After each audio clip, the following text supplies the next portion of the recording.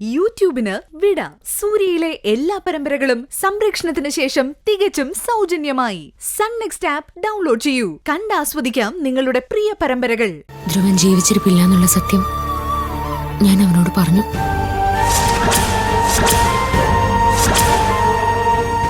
ആദ്യം അവനത് ഉൾക്കൊള്ളാൻ കഴിഞ്ഞില്ലെങ്കിലും പിന്നീട് അവൻ നോർമലായമ്മ. കാരണം അതായിരുന്നു ആ ധ്രുവന്റെ ക്യാരക്ടർ. മോളെ, അത് ഇപ്പൊ പറയണ്ടായിരുന്നു. ഇതിന്റെ പേരിൽ ഇനി നിന്നോട് സൂര്യക്ക് എന്തെങ്കിലും പരിഭവം വന്നാലോ? ഒരിക്കലും ഇല്ലമ്മ. ഞാൻ ചിന്തിക്കും പോലെ തന്നെയാ അവനും ചിന്തിക്കുന്നത്. ഇക്കാര്യം ഇത്രയും ദിവസം അവനോട് പറയാതിരുന്നതാ ഞാൻ ചെയ്ത തെറ്റ്. സൂര്യ ഇക്കാര്യത്തിൽ എന്ത് പറഞ്ഞു? എന്നിൽ നിന്നും പെട്ടെന്ന് ഇങ്ങനൊരു വാർത്ത കേട്ടപ്പോ അവൻ ഷോക്കായി പോയമ്മേ. പിന്നീട് നോർമലായി. അല്ല, സൂര്യ അത് വീട്ടിൽ പറയില്ലേ? ഒരിക്കലും ഇല്ലമ്മേ.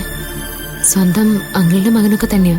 പക്ഷേ അവന്റെ കയ്യിരിപ്പ് സൂര്യക്ക് തീരെ ഇഷ്ടമല്ലായിരുന്നു. ഭാനുവിനോട് ധ്രുവൻ മോശമായിട്ട് പെരുമാറിയെന്ന് കേട്ടപ്പോ തന്നെ സൂര്യക്ക് അവനോടുള്ള ദേഷ്യം കൂടിയിട്ടേ ഉള്ളൂ. നേര് പറഞ്ഞ എന്തും വരട്ടെ എന്ന് കരുതിയിട്ട് തന്നെയാ ഞാൻ അവനോടെല്ലാം പറഞ്ഞത്. ഇപ്പൊ എന്റെ മനസ്സിന് നല്ല സമാധാനമുണ്ട്. ആദ്യമായിട്ടാ അവനിൽ നിന്ന് ഞാനൊരു കാര്യം രഹസ്യമായിട്ട് വെക്കുന്നത്. ആ മോന്റെ മനസ്സ് നല്ലതായതുകൊണ്ടാ ന്യായത്തിന്റെ ഭാഗത്ത് നിൽക്കുന്നത്. മറിച്ചായിരുന്നെങ്കിൽ ഇന്നിവിടെ നടക്കുന്നത് വേറെ ആയിരുന്നേനെ.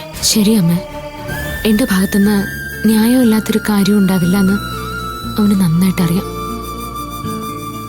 സാഹചര്യങ്ങളമ്മ ഓരോരുത്തരെ കൊണ്ടും ഓരോന്ന് ചെയ്യിപ്പിക്കുന്നത്. ഭാനുവിന് സംഭവിച്ചതും അത് തന്നെയായിരുന്നു. അങ്ങനല്ല, എന്റെ പേടി അതല്ല.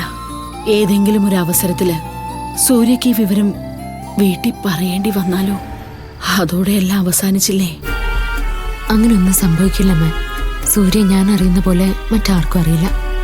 ഈ ധ്രുവൻ ബന്ധുവായി പോയതിലുള്ള വിഷമം മാത്രമേ അവനുള്ളൂ.